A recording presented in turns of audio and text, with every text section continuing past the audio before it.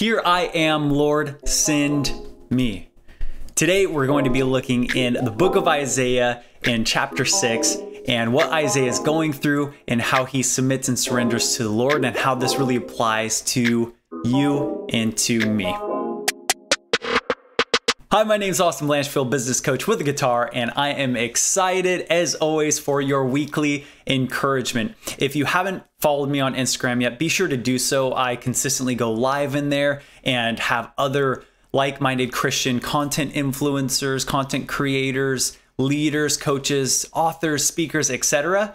on my Instagram where we interview them. And we talk about their story, we talk about their journey. So be sure to do that. It's going to be coming here on YouTube as well. So like, subscribe, share with your friends and family so that we can truly step into our God-given influence and live on purpose. That's what I'm all about. So today, I want to talk about Isaiah, what he's going through, and how this applies to us. So in chapter 6, verse 8, we have, and I said, then I heard the voice of the Lord saying, "Whom shall I send, and who will go for us? And I said, here am I, send me." This is a really great verse for you and me. Why? Because this shows that God doesn't look for perfect people to participate in his works, to achieve his perfect and amazing will that he has for us in our lives. It shows that he is looking for people who are willing to repent and surrender to him. Okay, right before this, Isaiah is declaring and saying that he has unclean lips, that he is unholy. He says, "I am ruined." This is in verse 5. "Woe to me," I cried, "I am ruined, for I am a man of unclean lips, and I live among a people of unclean lips, and my eyes have seen the King, Lord Almighty." So he basically drops to his knees, right? And he is repenting and declaring and submitting himself to the Lord, like, oh my gosh, like I repent, I have unclean lips. Like, why is the Lord here? Like, I don't deserve, I'm not deserving of this, right? So then it says, then one of the seraphim flew to him with a live coal in his hand, which he had taken with tongs from the altar.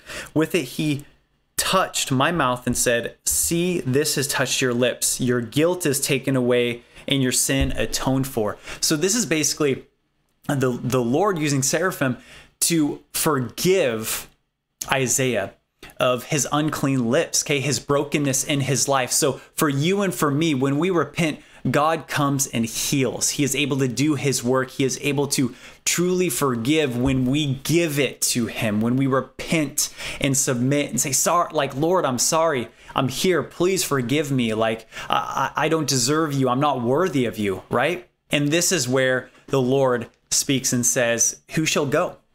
Who shall go among us?" And Isaiah is like, "Me. Here I am, Lord, send me."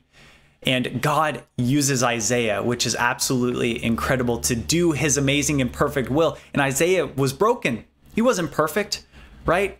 He had issues. He was unclean. This is encouragement for me and for you to know that when we repent, we can submit to the Lord and he can use us as a vessel for his amazing and perfect will, for his good works. So the question that I have for you is, what are you needing to surrender? What are you needing to give to God and repent in your life so that you can be fully surrendered to him, so he can use you fully and completely? When we're holding on to sin and brokenness, it's like a barrier that doesn't allow us to fully experience God's love and his will that he has for us in our lives.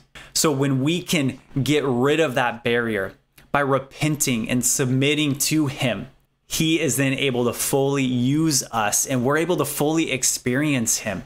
So again, I ask, what is it that you're needing to surrender?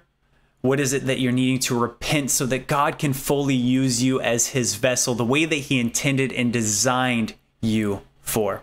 I hope this encourages you. I hope this provokes a little bit of thoughts and allows you to go through a healing and forgiveness process of yourself even. Sometimes we get in the way of God using us because we haven't forgiven ourselves, ourselves for the past or brokenness or mistakes that we have made in our lives. So reflect on this and be asking yourself, okay, God, like I'm open to you.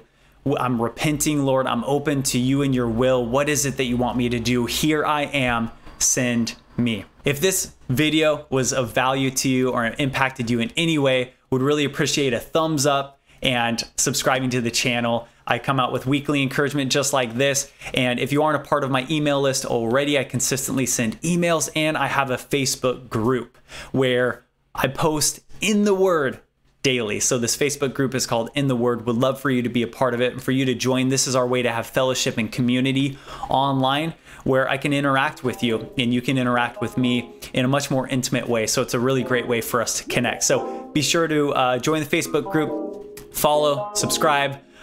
Would really appreciate it. God bless you, love you, and look forward to connecting with you more.